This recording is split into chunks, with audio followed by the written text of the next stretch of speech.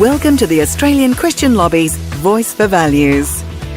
This episode contains discussion of themes some may find confronting. Welcome to Voice for Values. I'm Martin Isles. Last week I read a most fascinating and troubling legal case coming out of Canada. It was the decision in the Trinity Western University case in which a university, Trinity Western, an evangelical Christian organisation, was hauled up to the Canadian Supreme Court on account of its religious beliefs.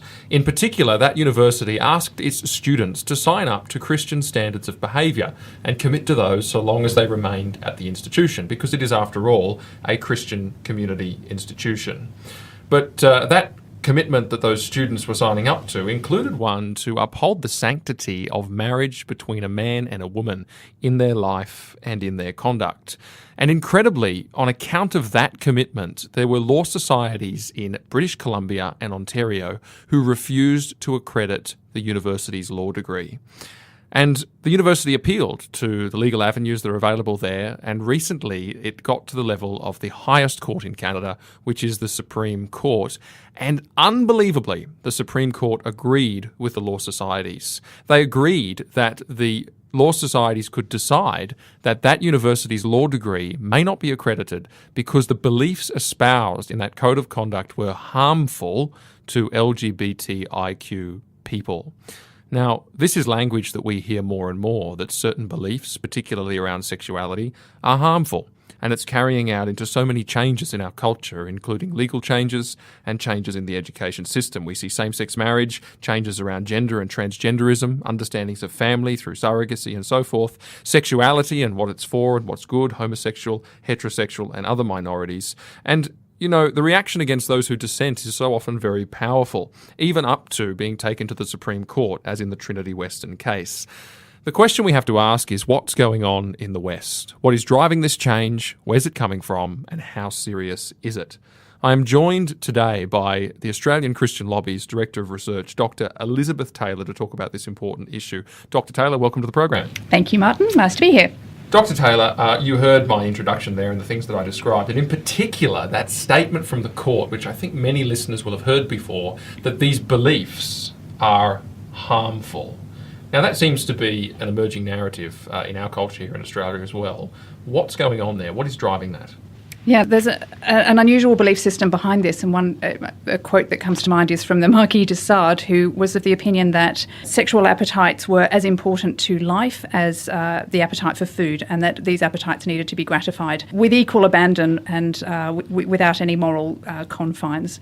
So from this you have, and this is increasingly gaining traction, from this you have ideas that were promulgated by Kinsey later on in his two reports published in 1948 and 1953 on male and female sexual behaviour. And Kinsey was of the opinion that all sex was natural and therefore good, and that the only thing that was unnatural were the constraints and the moral taboos that we had constructed as a society around sex. So the problem, for example, with the Trinity Western case is that university had this community covenant which brought into question the validity of certain sexual expressions, certain sexual behaviours.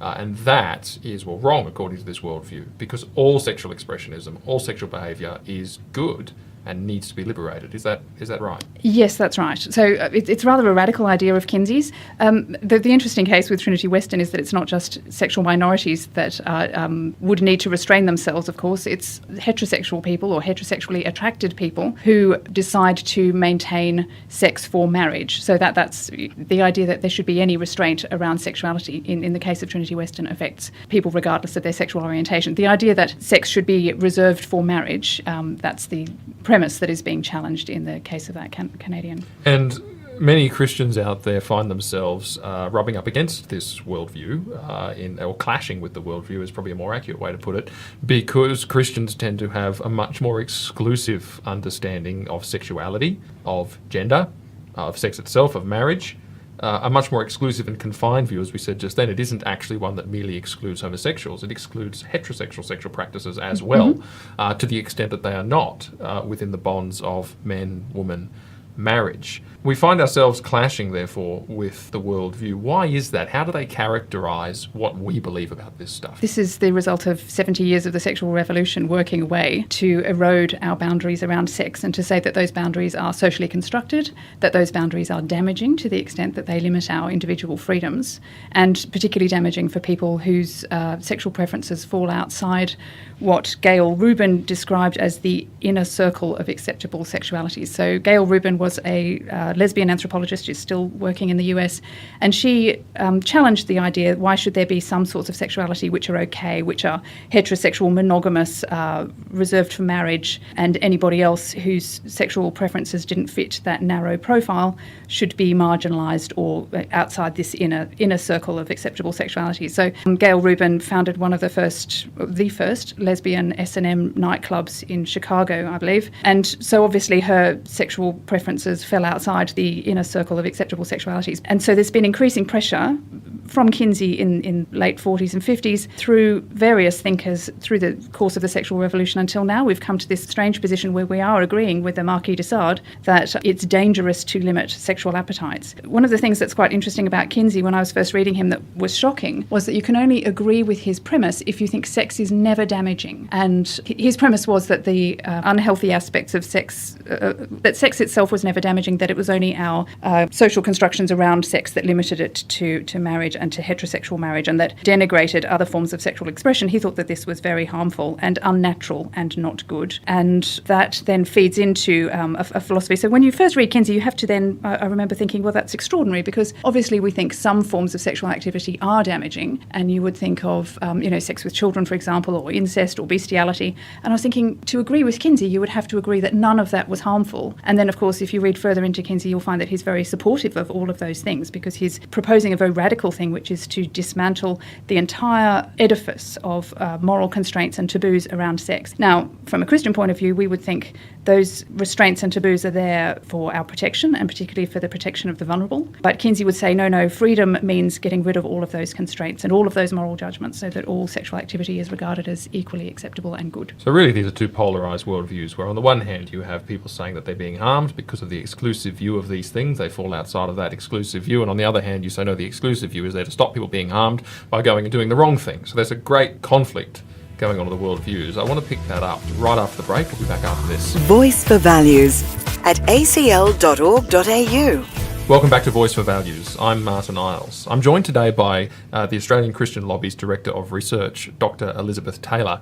We just had a discussion about the historical development of ideas that say that exclusive views of sexuality around a Christian understanding of marriage and one man for one woman and this kind of thing have been causing great harm to many who are in the community and in the society that do not fall within these rigid structures.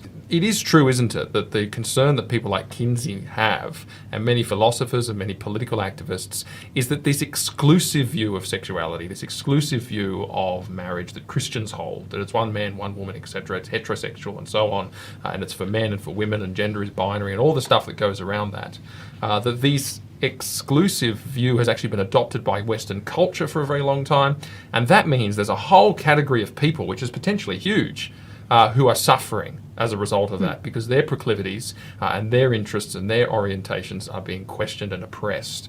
Can you speak to that for a moment? So I think we probably need to talk about heteronormativity here, this idea.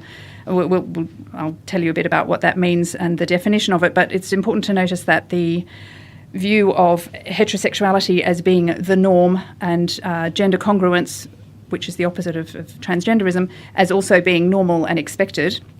That's not just from Western civilization, that's common to humanity. It's cross-cultural and throughout history. So most of us would think of this as heteronormativity as a social expression of a biological principle of reproduction, without which the human race probably wouldn't have got this far. But heteronormativity is basically the idea that babies who are born with male bodies will be boys and grow into men, and babies who are born with female bodies will be girls and grow into women, and that in the absence of other information, it's reasonable to expect that they will probably be attracted to one another, get married and have babies, and that marriage is a good institution because this is a safe place for those children to grow up and for each parent, a male and female parent, to share in the nurture of the children that... So they've given a name, heteronormativity, this label, to what we used to consider to be simply normal. I mean, you're sitting here saying heteronormativity is the fact that boys are boys, girls are girls, boys like girls and girls like boys and girls get married and they have children who are boys and girls.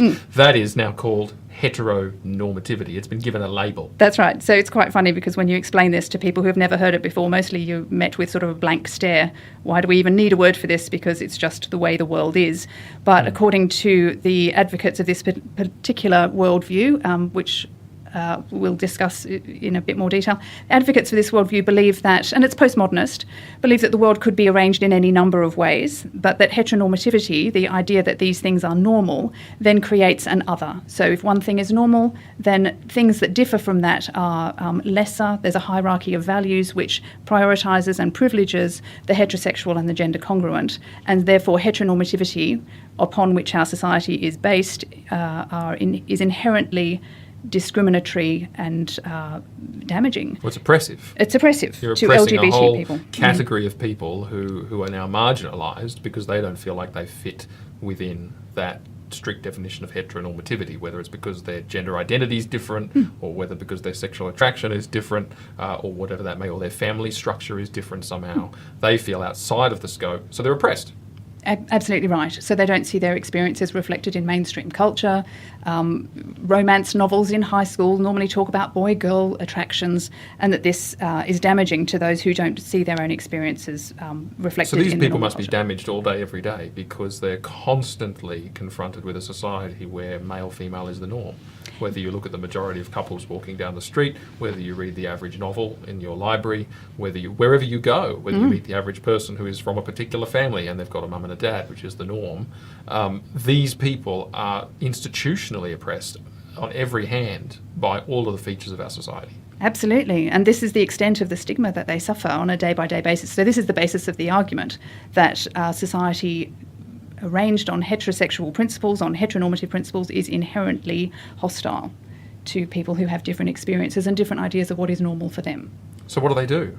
How do they escape their oppression? Well, the only answer is to change the culture and to make those things which have been regarded as fringe or the proclivity of a minority group to celebrate those in mainstream culture, to promote them, to provide examples in movies, in literature, for youth in particular who may be same-sex attracted or have some transgender issues. And so you'll see that this is really getting traction in mainstream culture now. So every movie that comes out has at least a minor character who is homosexual, whereas a long time, 20 years ago, that would have been highly unusual. There are transgender books being written for teenagers now, and of course programs like Safe Schools have ensured that libraries need to be stocked with these books. We need to read stories about transgender children to 4-year-olds, and if you look at the contents of municipal libraries, it's quite interesting to see that they're getting rid of books like Thomas the Tank Engine because that affirms traditional gender stereotypes, but on the other hand, they can have a lot of books about, the boy in the dress or... But this is an endless project because you find heteronormativity, as it's termed, not just in the big ticket institutions of society like the family, but also in the storybooks, as you say, but also in mere speech and in mere ways of existing that most people have in the society. So that the project to undo the oppression is so tremendous. Is that why we're now getting down to the level of people declaring that these very beliefs are harmful and need to be stopped by law? Yes, that's right. And so you should not, if you hold these beliefs, these, reprehensible, retrograde, old-fashioned heteronormative beliefs, the first important stage is to check your assumptions and to monitor your language and to make sure that you don't indicate that you hold these beliefs by any bodily gesture or slip of language. So pronouns, for example, it's polite to request somebody to introduce themselves by their name and their preferred pronouns so that you don't make assumptions that they are gender congruent. Just because they look feminine doesn't mean that they identify as a woman. Also, when you're asking about somebody's important relationships, not to assume that their partner is a husband or a wife or that they have a boyfriend. If they happen to be a girl, you should say, do you have a boyfriend or a girlfriend? So even linguistically, you are giving assent to the idea that heteronormative assumptions are unreasonable. Look, this conversation is not over. I feel like we have opened a Pandora's box where we could start to continue to speak about the nature of the cultural change that is upon us and just how far-reaching it could be as these ideas gain the ascendancy. I will be joined again on the next episode of Voice for Values to continue this discussion with Dr. Elizabeth Taylor. But for today, Dr. Taylor, thanks for joining us. You're welcome. Thank you.